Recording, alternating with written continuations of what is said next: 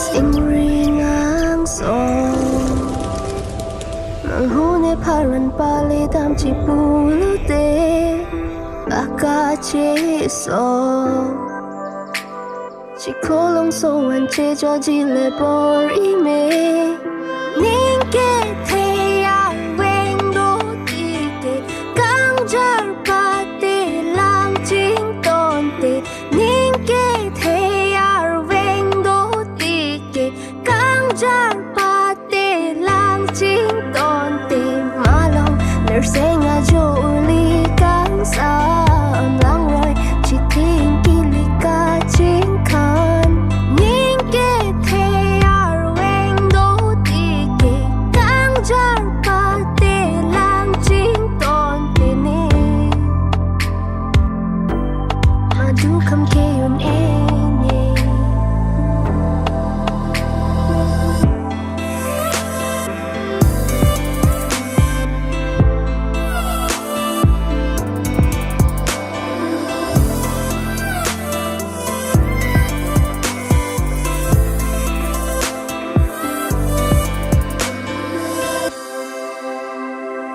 karbi abo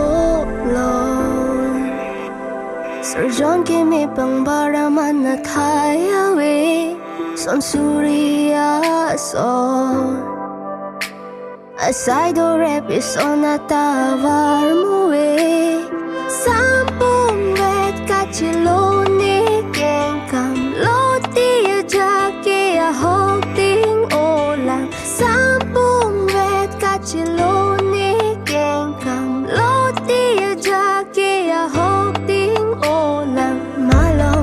seng a jo li kang sam lang roi chi thing ki li ka jing khan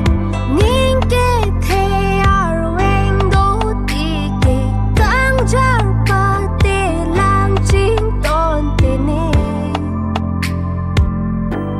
ma du kam ke yun e ne